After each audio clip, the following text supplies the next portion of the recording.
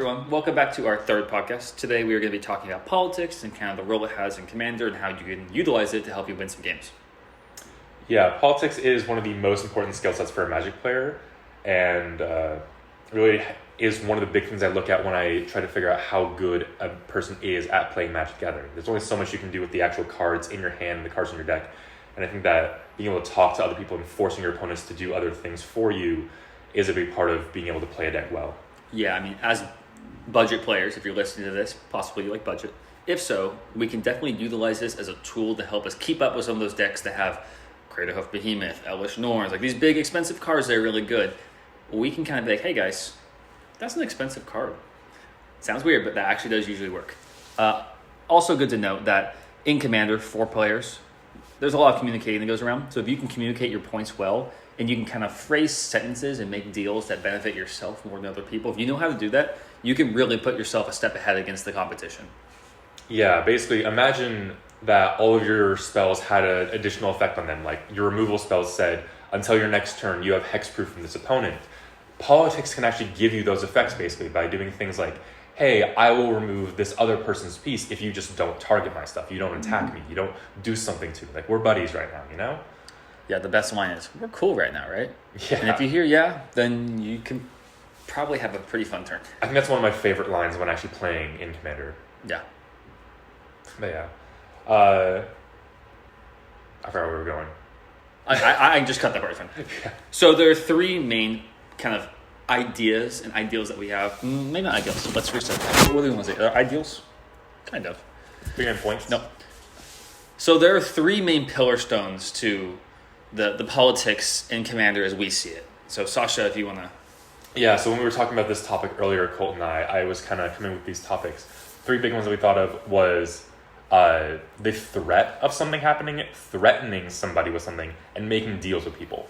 So starting off with the first one, the threat of something, there's a couple ways you can do this. This is mainly when like your opponents know you have something, and you're sort of using it to your advantage. Like, hey, I have this big scary thing. I won't do anything with it against you as long as you don't do anything against me. This is kind of the, are we cool? This is like the peak of that. Yeah, like if you Worldly Tutor or Craterhoof on top, everyone's going to know you got a Craterhoof on top. And it's like, it's a threat. You know, if they overextend, you got it. Yeah. One of the best examples for decks that we have that I think utilizes that threat of something is Colton has a Angus Mackenzie deck, which if you don't know what Angus Mackenzie is, I do not blame you at all. I had never heard of the card until Colton brought it up to me a while back when he actually built the deck. It is tier 1 CDH. Oh, definitely.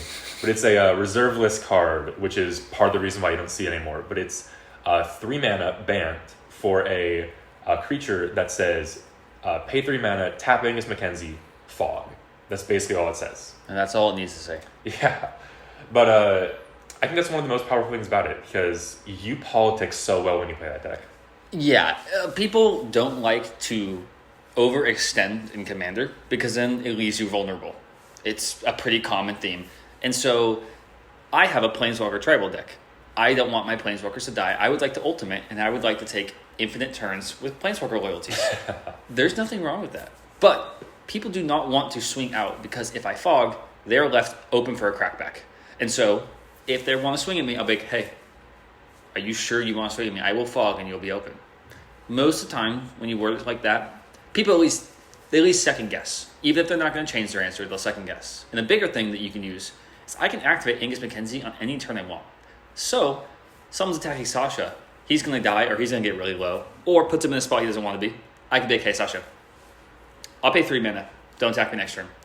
Essentially what that does is in my next round of turns, instead of having the opportunity to fog, people can attack me and I can only fog once, unless I have some other things. Which means if all 3 people attack me, there's only so much I can do. I make that deal with Sasha, now I only have to worry about 2 people.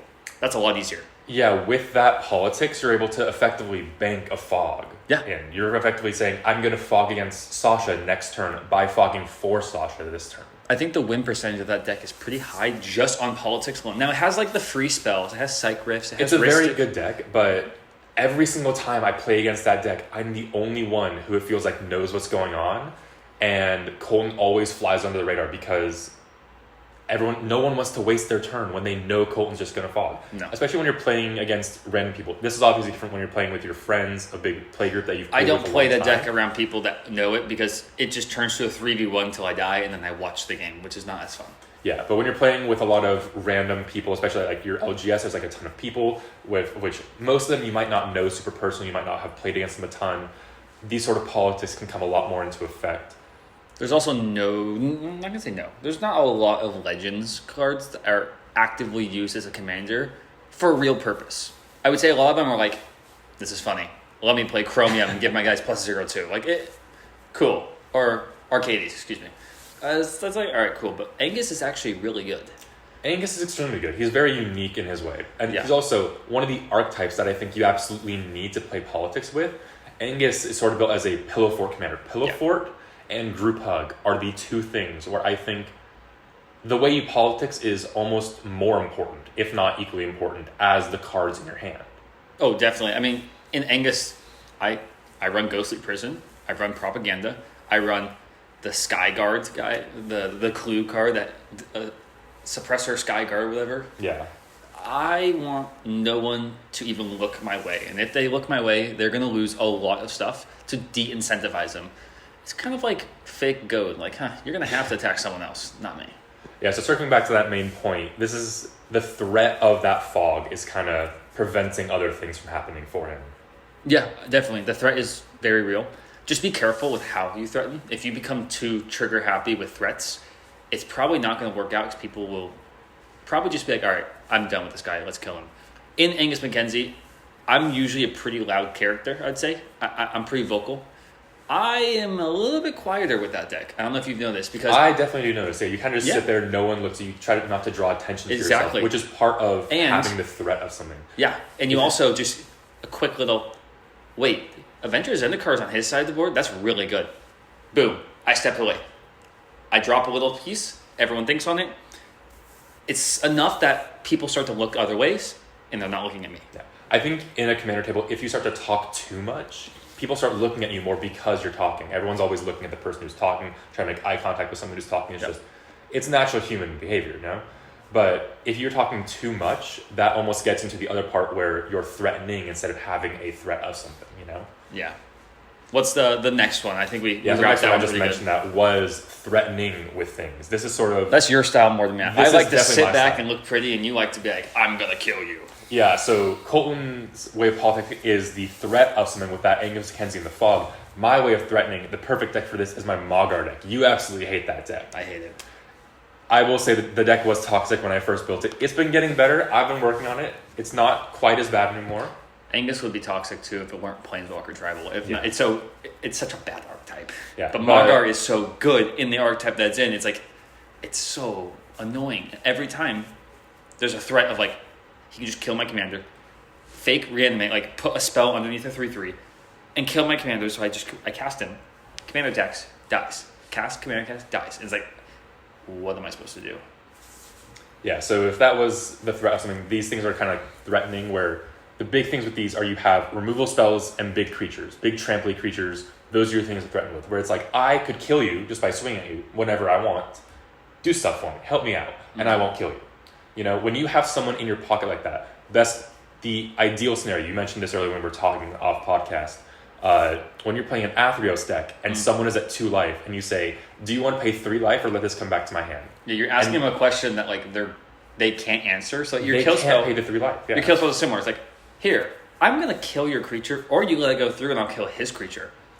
Yeah. It's like, either way, either you get in for free, or you kill their creature, get in, reanimate the spell. It's a lose-lose. Yeah, back to that deck I was talking about with Mogar. If you don't know who he is, also don't blame me. He's an Unfinity commander, so very weird commander. Basically, he reanimates instants and sorceries from your graveyards as creatures, and when they hit people, you get to cast the instant and sorcery for free.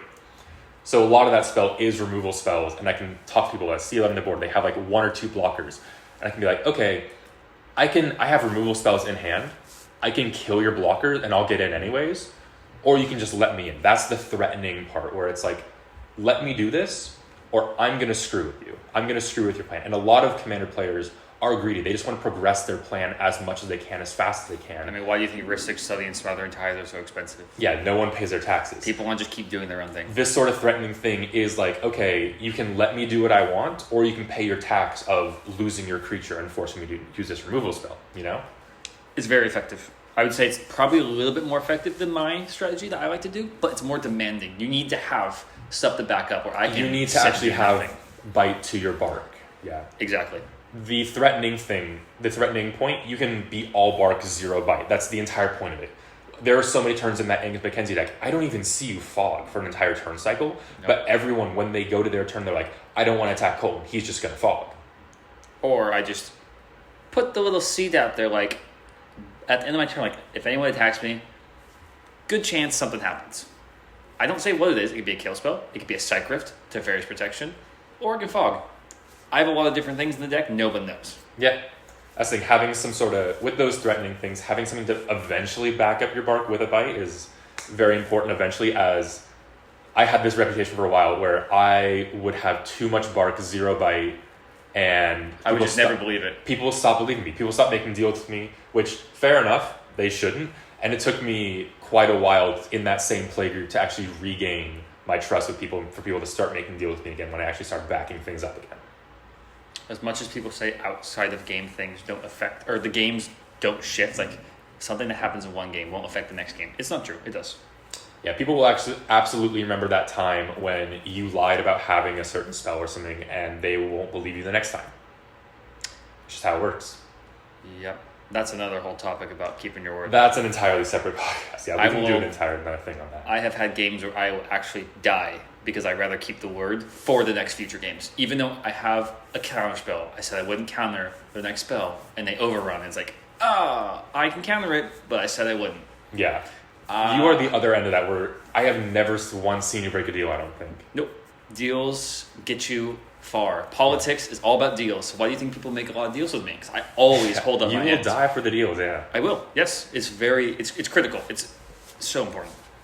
That's another topic, though. Actually, that actually goes into our next topic, which is deals. Yeah. Deals are a huge thing in Commander. I would love to make deals every single game. Yeah. I could just wheel and deal, not the card. I think they're very similar to the thing that you eventually get from threatening and the threat of things, where it's like, especially with threatening, it's like, okay, let me do this and I'll do this. But deals are kind of more mutually beneficial. You know, a lot of the time it's, hey, let's work together. Let's get rid of this guy who is popping off right now. This guy has Soul Ring, Arcane Sig, and he has like a big threat. Avenger Zendikar, you said earlier. He has big Avenger Zendikar, a bunch of saplings on his board. He's going to kill us soon. Let's work together. Let's help with this guy, you know? Exactly what I was going to say. Arch enemy is where you, not the format, but like when someone is the arch enemy, you are going to see this very frequently. And it's, hey, do you have anything to deal with this? You make a small bond every single time you do that. So if I talk to Sasha, I'm like, hey, can you kill that I'll hammer its archive? He's doubling his card draw. And he has an Abrade. He says, yeah, he does it. Not only do I trust him now because he said what he said he was going to do. He said what he's going to do, and he did it. Also, though, I'm probably not as likely to hit him because he helped me out. I couldn't deal with it. It builds a little bit of a bond, and if you can make little connections around the game table throughout the game, people are more likely to be nice to you, unless you're in CDH. Don't even think about it. CDH politics are entirely different than let's be very clear. This is all about casual. In CDH, I don't think deals get made very often, except for like not many deals. The counterspell wars. Like, that's it. In CDH politics, I think most of the politics go back to the threat and the threatening and the threat of something, as well as threat assessment, laying low yourself. You don't want to appear like you have a combo coming up soon. Yeah, I mean CDH. That's entirely separate though. Yeah, CDH is a whole other beast that we don't deal with yet. It's basically a different game at that point. Yep. Should have a different ban list too. Honestly, it should, but that's another entire separate topic that we could go on for another hour. Unban my Lotuses and my Mana Crypts. But yeah, definitely deals are vital. I mean, you gotta make some deals. You gotta get your foot in the door, and also it's kind of fun, you know, being like, hey, how about if I attack his Planeswalker, you do this for me, or like, you have a Lauren of the third path that can tap him and someone else draws a card. How about if I attack that guy, you give me the card because you get to choose, and like, okay, sure. Or a lot of times what I see, the most common one is like, you both have a creature that does something on combat damage. You're like, hey, if you don't block my guy, I won't block your guy. We can get in for free and keep getting these effects, you know, keep progressing each other's board. Totally. That's actually a great point I didn't even think about. Yeah. And Monarch. The Undercity. Passing on Monarch to a specific person where you're like, hey, let me give Monarch to you. Humble Defector. Humble Defector. Those type of cards especially. Those are fun. Not played as often, but definitely you see two people just passing it between each other all the time. I mean, those are kind of funky cards, but they have their purpose. But yeah, I mean... Those are definitely the team-up cards. Yeah, definitely. But deals make Commander fun. It makes it different. It makes it like you're working with someone rather than against everyone. It also makes every single game different, where even though you have a deck, every single deck could be there with the exact same cards in hand as a previous game and the exact same decks, and everything is the exact same. Because people target things differently because of what you say, it makes every single game different. Yeah, that's important. You don't want your games to get stale, to get boring, repetitive. Adds a little bit of spice to it. Yeah, I mean, for a while, our decks were like very combo-y and crazy, and so it was like the same game every time. We kind of almost stopped playing because it was like, all right, I've seen this loop every time. I'm just going to do this thing and keep going every single time, and the game's always the same. But now, with those, we powered down our decks a little bit, and then adding in the politics changed the game entirely. Yeah, the higher up in power you go, I feel like the less politics you do. A little Which bit. is why precons are great. And you just open up precons and like people are playing Temple of False Gods and all this terrible card. And you're like, this is awesome.